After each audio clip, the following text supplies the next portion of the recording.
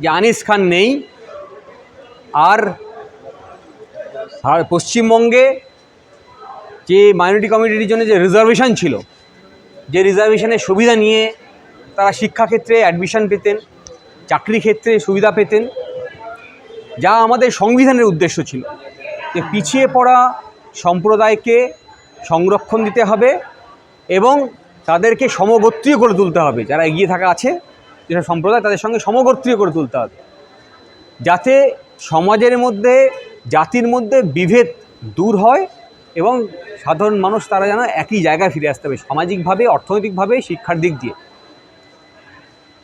আর সেই জন্যেই যারা এইসব লড়াইয়ে থাকেন, সেই সুদীপ্ত গুপ্ত বলুন বা আনিস খান বলুন, এদেরকে মারা হয়, এদেরকে মেরে ফেলা হয়।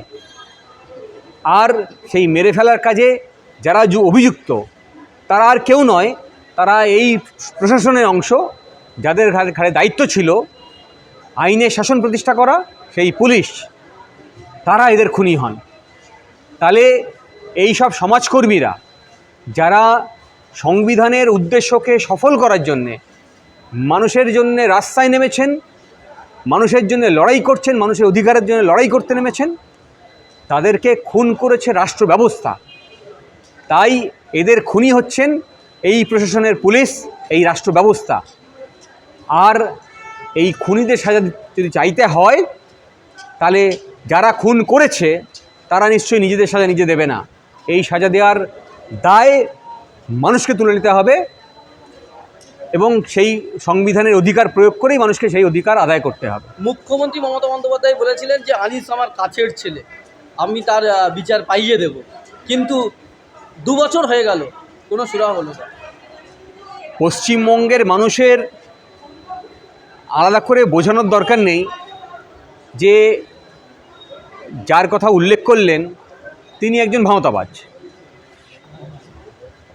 পশ্চিমবঙ্গে একটা নতুন শক্তিকে প্রশ্রয় দিয়েছেন উনি, যারা ধর্মীয় উস্কানি দিয়ে রাজ্যকে ভাগ করার চেষ্টা করছে, রাজ্যের মানুষের মধ্যে বিভেদ তৈরি করার চেষ্টা করছে। সেই রাজনৈতিক দলকে একটা জায়গা করে দিয়ে বাকিদেরকে বিপদের মধ্যে ফেলে দিয়ে তিনি তার জায়গাকে যাতে আনডিস্টার্ব শাসন করতে পারেন সেই রকম একটা ব্যবস্থাপনা করেছেন। আর সেই ব্যবস্থাপনার সুযোগ নিয়ে যখন মানুষ বিপদে, মানে আমি বলবো উভয় সংকটে, তখন তিনি এইসব ভাওতাবাজিগুলো করে যাচ্ছেন। আমি বলবো যে আমাদের সংবিধানের যে অধিকার, সেই অধিকার সম্পর্কে আমাদের রাজ্যের যারা মানুষ আছেন তাদেরকে সচেতন হতে হবে। তাদের এই অধিকার, অর্জিত অধিকার, তারা লড়াইয়ের মাধ্যমে এই অধিকার পেয়েছে। আমাদের দেশের যারা স্বাধীনতা সংগ্রামী, সে তিতুমির থেকে শুরু করে এদিকে মেজুজুর পীর কেবলার কথা শুনেছি আমরা, ওদিকে গোরাচাঁদ পীরের কথা শুনেছি আমরা সূর্য সেনের কথা শুনেছি, জানি আমরা ভগৎ সিংয়ের কথা জানি, ক্ষুদিরামের কথা জানি। এদের সকলের বিসর্জন দিয়ে, প্রাণ বিসর্জনের মধ্যে দিয়ে, এদের সকলের লড়াইয়ের মধ্যে দিয়ে যে সংবিধান পেয়েছি, যে অধিকার পেয়েছি, সেই অধিকারকে রক্ষার দায় আমাদের নিতে হবে। রাষ্ট্রের হাতে খুন হয়েছেন আনিস খান, রাষ্ট্রের হাতে খুন হয়েছেন সুদীপ্ত গুপ্ত, আর এখন এই ছেলেটির নাম কি, আবু সিদ্দিকী। এই রকম আরও কত প্রাণ যাবে যদি আমরা আমাদের অধিকার সম্পর্কে সচেতন না হই আর এই অধিকারের লড়াই আমরা করতে না নামি। ভয় পেলে চলবে না। নিজের অধিকার আমরা এতগুলো স্বাধীনতা সংগ্রামীর প্রাণ বিসর্জনের মধ্যে দিয়ে পেয়েছি, তাদের লড়াইয়ের মধ্যে দিয়ে পেয়েছি।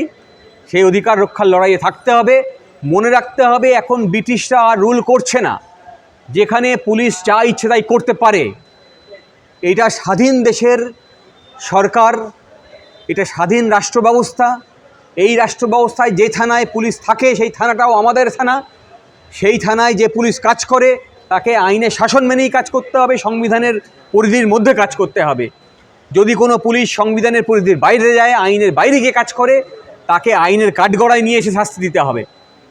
সে পুলিশ হতে পারে বা মুখ্যমন্ত্রী হতে পারে। যিনি অপরাধী তিনি আইনের শাসন মেনে তাকে অপরাধীর শাস্তির ব্যবস্থা করতে হবে। মনে করাতে হবে এখন আমরা স্বাধীন দেশের নাগরিক, আর এই স্বাধীন দেশের সংবিধানের পরিধির বাইরে যা কাজ করবে, যে কোনো ধরনের অপরাধ সংগঠিত করবে, তাদের সকলের সাজা দেওয়ার অধিকার আছে। আনিস খানের এখন আইনের যে বিষয়টা কতদূর কি আছে? আনিস খানের সংক্রান্ত মামলায় এখন ডিভিশন বেঞ্চে অ্যাপিল চলছে, লড়াই চলবে, আর এই লড়াই শেষ পর্যন্ত চলবে।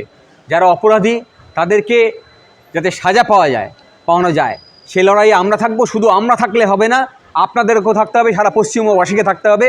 কারণ এই লড়াই হচ্ছে রাষ্ট্র ব্যবস্থার বিরুদ্ধে লড়াই, যে রাষ্ট্র ব্যবস্থায় একেবারে আমরা দেখতে পাই আজকাল, এমনকি আদালতের নিরপেক্ষতা নিয়েও প্রশ্ন ওঠে। সবই যেন একটা সূত্রে গাঁথা হয়ে গেছে, তাহলে সবাই যেন একটা অপরাধের সঙ্গে সামিল হয়ে যাচ্ছে। সেইখানে লড়াইটা খুব কঠিন। এই লড়াইকে যদি জিততে হয়, সাংবাদিক থেকে শুরু করে সাধারণ মানুষ থেকে শুরু করে আইনজীবী প্রত্যেকে যেখানে আছেন সবাইকে একসঙ্গে এক জায়গায় একই সুরে লড়াই করতে হবে, তবে এই লড়াই জেতা যাবে। এই লড়াই সহজ লড়াই নয়, আর এই লড়াই লড়তে হবে আমাদের দেশকে বাঁচানোর জন্য, আমাদের সংবিধানকে বাঁচানোর জন্য, আমাদের সংবিধানের অধিকারকে বাঁচানোর জন্য। আজকে আবু সিদ্দিকের যে চাচা মামলা করেছিল মৌ হোসেন, সেই মামলাটি আজকে কলকাতা হাইকোর্টে ওঠার কথা ছিল, সেটা আজকে কি অবস্থা? দেখুন, আপনারা জানেন যারা এখানে আসেন, বিগত দুদিন ধরে আমাদের আদালত হচ্ছে না বিভিন্ন কারণে। আর আদালতের বেঞ্চ যেহেতু চেঞ্জ হয়েছে, ফলে মামলার ক্ষেত্রে যে গতিতে মামলা চলছিল তাতে একটা শ্লথ হয়েছে। সেটাকে আমরা আইনি প্রক্রিয়ার মাধ্যমেই আবার যাতে দ্রুত এই মামলা নিষ্পত্তি করা যায়, তার জন্য আমরা লড়াই করব।